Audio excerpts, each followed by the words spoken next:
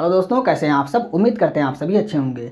दोस्तों 9 जनवरी की कुमार गौरव सर की करंट अफेयर्स की फुल पत्ती वाली क्लास का कम समय में हम लोग रिवीजन करने वाले हैं। तो वीडियो काफ़ी इंपॉर्टेंट होगा, वीडियो को आप पूरा देखिएगा और अगर आपको वीडियो अच्छी लगे तो इसे अपने दोस्तों तक शेयर जरूर कीजिएगा और वीडियो को लाइक जरूर कीजिएगा। तो आइए आज की वीडियो को स्टार्ट करते हैं।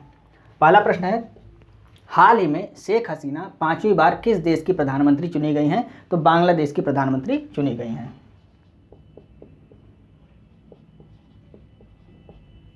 बांग्लादेश की प्रधानमंत्री हाल ही में किसको चुना गया है? शेख हसीना जी को चुना गया है। यहाँ की जो मुख्य विपक्षी पार्टी थी वो चुनाव से उसने बहिष्कार कर दिया। क्यों बहिष्कार कर दिया? क्योंकि इसका ऐसा मानना था कि जो चुनाव कराने वाले लोग हैं वो शेख हसीना जी के ही लोग हैं। यानी कि पहले प्रधानमंत्री कौन थी? शेख हसीना जी ही थी। तो जो चुनाव करा रहा था वो इन्हीं के आदमी थे, ऐसा इनका मानना था। इसलिए इन्होंने चुनाव लड़ने से मना कर दिया। तो उसके बाद इनको कितने वोट प्राप्त हुए हैं? 75% सीट इनको प्राप्त हुई है। केवल 42% ही मतदान हुए थे, जिसमें से 75% सीट इनको प्राप्त हो गई है। कुल सीट बांग्लादेश में 298 सीट थी, जिसमें से 222 सीट पर इन्होंने विजय प्राप्त कर ली और यह पुनः प्रधानमंत्री बन गई हैं। इनकी पार्टी का नाम क्या है? आवामी लीग पार्टी इनकी पार्टी का नाम है। स्ट्रैटेजी के प्रश्न देखिए। बांग्लादेश, इसकी राजधानी क्या है? बांग्लादेश की राजधानी ढाका है। यहाँ की मुद्रा टका है। प्रधानमंत्री कौन बन गई हैं? शेख हसीना जी प्रधानमंत्री बन गई हैं। संस्थापक कौन है? शेख मुजीबुर रहमान, ये यहाँ के संस्थापक हैं। ये शेख हसीना जी के पिताजी हैं, ये संस्थापक थे। इनको बंगबंधु की उपाधि भी प्राप्त हुई थी। भारत से सर्वाधिक अंतर्राष्ट्रीय सीमा बनाने वाला देश कौन सा है? बांग्लादेश ही है। कौन कौन से राज्य सीमा बनाते हैं? पश्चिम बंगाल, मिजोरम, त्रिपुरा, असम और मेघालय। ये 5 राज्य हैं जो बांग्लादेश से सीमा बनाते हैं। ये सब 5 भारत के 5 राज्य जो बांग्लादेश से सीमा बनाते हैं, आपको याद रखना है। त्रिपुरा और बांग्लादेश के बीच कौन सी रेखा है? तो शून्य रेखा ये त्रिपुरा और बांग्लादेश के बीच है।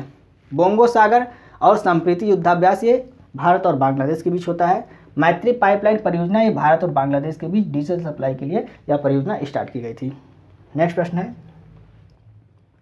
हाल ही में छोटे उपग्रह के विकास के लिए इसरो MRIC में समझौता हुआ है। इसरो और MRIC में समझौता हुआ है। MRIC का संबंध किससे है? तो इसका संबंध मॉरिशस से है।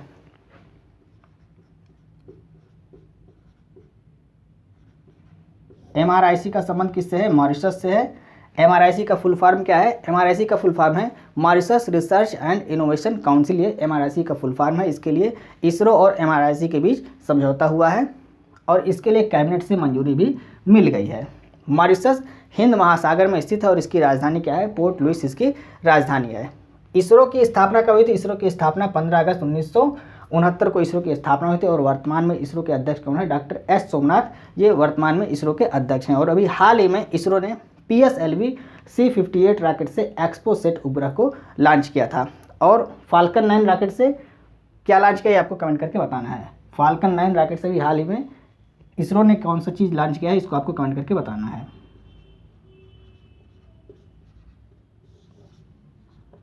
फाल्कन 9 रॉकेट से भारत ने कौन से उपग्रह को लॉन्च किया, आपको कमेंट करके बताना है। नेक्स्ट प्रश्न है, हाल ही में बिम्स्टेक महासचिव के पद पर नियुक्त होने वाले पहले भारतीय कौन हो गए हैं? इंद्रमणि पांडे, ये पहले भारतीय हो गए हैं।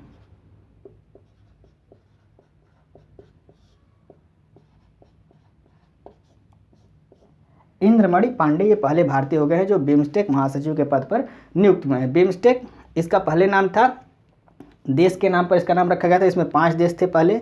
अब वर्तमान में इसमें सदस्य कितने हो गए? 7 हो गए हैं। पहले थे बांग्लादेश, इंडिया, म्यांमार, श्रीलंका और थाईलैंड। ये 5 देश थे। इन्हीं के नाम पर इसका बिम्स्टेक नाम था। अब इसका नाम क्या हो गया है? अब इसका नाम हो गया है Bay of Bengal Initiative. Bay of Bengal Initiative multi sectoral technical economical cooperation, ये इसका फुल फॉर्म हो गया है।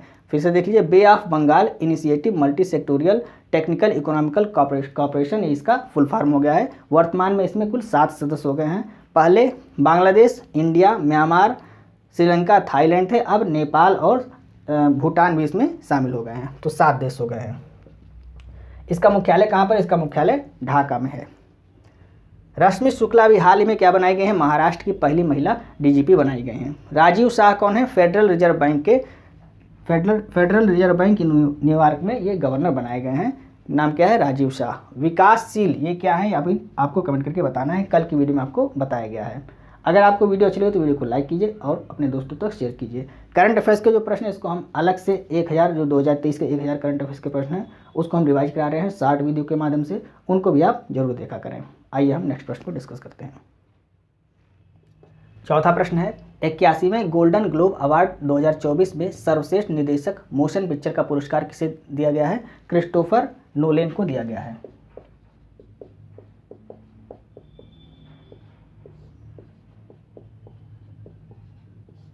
क्रिस्टोफर नोलेन को गोल्डन ग्लोब अवार्ड 2024 में सर्वश्रेष्ठ निर्देशक मोशन पिक्चर का अवार्ड दिया गया है। शुरुआत कब हुई थी इस अवार्ड की? 1944 में इसकी शुरुआत हुई थी और यह अवार्ड कहाँ पर दिया गया है? कैलिफोर्निया अमेरिका में यह अवार्ड दिया गया है। बेस्ट फिल्म का अवार्ड किसको दिया गया है? ओपनहाइमर फिल्म को दिया गया है और इसी फिल्म के निर्देशक कौन है? क्रिस्टोफर नोलेन, ये इसी फिल्म के निर्देशक हैं। बेस्ट एक्टर का अवार्ड सिलियस मर्फी को दिया गया है, ये इस फिल्म में एक्टर हैं। बेस्ट एक्ट्रेस का अवार्ड लिली ग्लैडस्टोन को दिया गया है। तो तीनों आपको याद रखना है, बेस्ट एक्टर, बेस्ट एक्ट्रेस और बेस्ट फिल्म।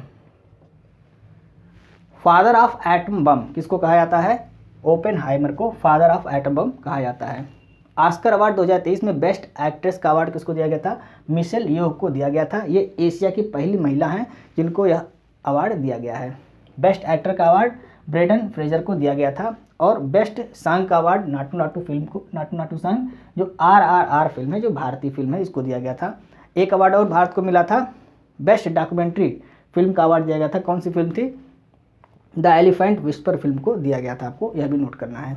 नेक्स्ट प्रश्न है हाल ही में पहली अंतर्देशीय जलमार्ग विकास परिषद की बैठक कहाँ पर हुई है? कोलकाता पश्चिम बंगाल में इसका आयोजन किया गया है।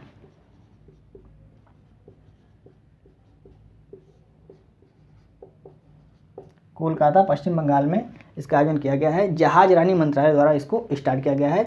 इसके मंत्री कौन है? जहाज रानी मंत्रालय के सर्बानंद सोनोवाल जी इसके मंत्री हैं, यह भी आपको नोट करना है। उद्देश्य क्या है? हरित नौका को बढ़ाना और कार्गो और पर्यटन को बढ़ावा देना। हरित नौका को बढ़ावा देना और कार्गो और पर्यटन को बढ़ावा देना इसका उद्देश्य है। हरित नौका का मतलब कि जो नौका चलेंगी उसमें जो ईंधन उपयुक्त होंगे, जो प्रयोग किए जाएंगे ईंधन, उनसे कम कार्बन का उत्सर्जन होगा, तो वह नौका कौन सी होगी? हरित नौका होगी।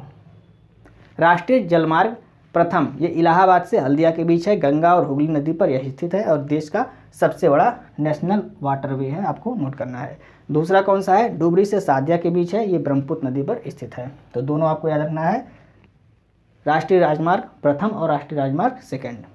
नेक्स्ट प्रश्न है हाल ही में किस राज्य के आदि केकिर और वांचो लकड़ी के शिल्प को जीआई टैग दिया गया है? तो अरुणाचल प्रदेश को इसका जीआई टैग दिया गया है। 3 प्रोडक्ट को अरुणाचल प्रदेश के जीआई टैग दिया गया है।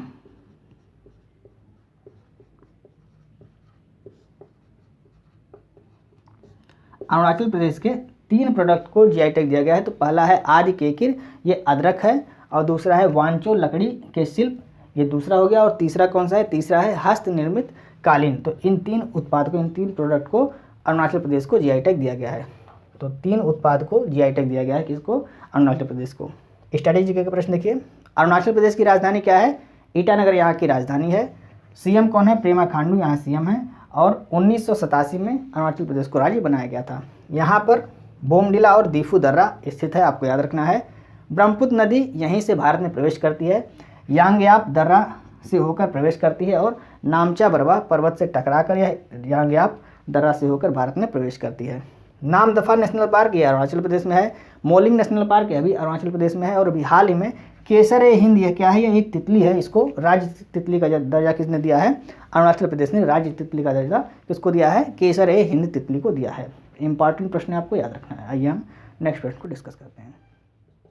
7वां प्रश्न है हाल ही में ONGC ने KGDWN 98/2 ब्लॉक की क्लस्टर 2 परियोजना कहाँ प्रारंभ की है? आंध्र प्रदेश में इसको प्रारंभ किया गया है।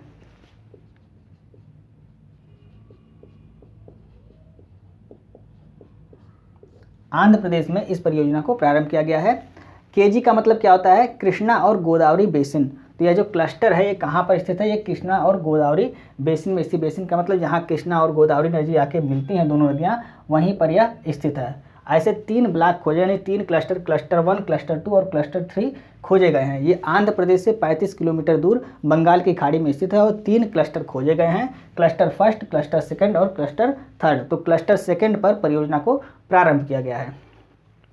उद्देश्य क्या है? ऑयल और नेचुरल गैस प्राप्त करना इसका उद्देश्य है। किसके द्वारा स्टार्ट किया गया है? ONGC कंपनी द्वारा इसको स्टार्ट किया गया है। और इससे अगर यह प्राप्त हो जाता है तो जो भारत में कुल उत्पादन होता है प्राकृतिक गैस और तेल का, उसमें 7% की वृद्धि हो जाएगी। अगर यह प्राप्त हो जाता है यहाँ से गैस और ऑयल और नेचुरल गैस, तो भारत के जो कुल उत्पादन है उसमें 7% की वृद्धि हो जाएगी। कृष्णा नदी ये महाबलेश्वर की पहाड़ी महाराष्ट्र से निकलती है और गोदावरी नदी त्र्यंबकम की पहाड़ी नासिक से निकलती है। इसकी सहायक नदी कौन है? भीमा, कोयना, तुंगभद्रा और मूसी, ये कृष्णा नदी की सहायक नदी हैं। गोदावरी नदी की सहायक नदी कौन सी है? वेनगंगा, पेनगंगा, प्राणहिता, मंजीरा, इंद्रावती और वर्धा, ये किसकी सहायक नदी हैं? ये गोदावरी नदी की सहायक नदी हैं। नेक्स्ट है, हाल ही में अंतर्राष्ट्रीय पर्पल उत्सव 2024 कहाँ पर आरंभ हुआ है? तो अंतर्राष्ट्रीय पर्पल उत्सव 2024 इसको गोवा में स्टार्ट किया गया है। अंतर्राष्ट्रीय पर्पल उत्सव 2024 इसको गोवा में स्टार्ट किया गया है। यह उत्सव दिव्यांग व्यक्तियों से संबंधित है। पर्पल का मतलब क्या होता है? दिव्यांग होता है।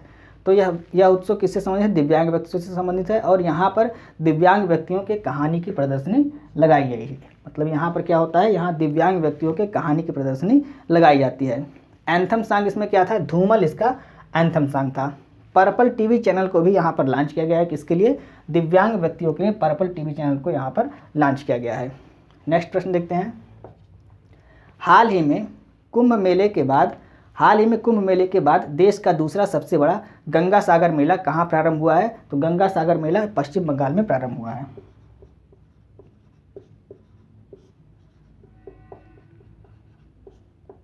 गंगा सागर मेला ये पश्चिम बंगाल में स्टार्ट किया गया है और इसे माघ मेला के नाम से भी जाना जाता है। यानी जो गंगा सागर मेला है इसे माघ मेला के नाम से भी जाना जाता है। इसमें सूर्यदेव और कपिल मुनि की पूजा होती है और यहाँ पर लोग गंगा नदी में स्नान करते हैं। तो ये माघ मेला, इसको माघ मेला के नाम से भी जाना जाता है।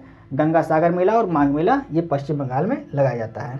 कुंभ मेला भारत में किसने शुरू किया? तो हर्षवर्धन ने कुंभ मेला को शुरू किया था। और हर्षवर्धन के दरबार में कौन से कवि थे? बाणभट्ट थे। और इनकी जो रचनाएं हैं कौन कौन सी हैं? हर्षचरितम और कादम्बरी इनकी फेमस रचनाएं हैं, आपको याद रखना है। भारत में कुंभ मेला कितने स्थानों पर लगाया था? 4 स्थानों पर लगाया जाता है। कहाँ पर? उज्जैन, प्रयागराज, हरिद्वार और नासिक, इन 4 स्थानों पर भारत में कुंभ मेला लगाया जाता है। नेक्स्ट प्रश्न है, हाल ही में 10वीं शताब्दी का कदम्ब शिलालेख कहाँ खोजा गया है? गोवा में इसको खोजा गया है। कदम्ब शिलालेख इसको गोवा में खोजा गया है और 10वीं शताब्दी का यह शिलालेख है। गोवा में कहाँ पर खोजा गया है? काकोड़ा स्थान पर इसको खोजा गया है। और यह जो शिलालेख है ये कन्नड़ और संस्कृत भाषा में पाया गया है। यानी कि इसमें किस भाषा में लिखा गया है? संस्कृत और कन्नड़ भाषा में लिखा गया है। और इसमें कदम्ब वंश और चालुक्य वंश के भी जो संबंध थे उसके बारे में दिखाया गया है। अगर आपसे पूछता है कि अशोक के कुल कितने शिलालेख थे, तो अशोक के कुल 14 शिलालेख थे।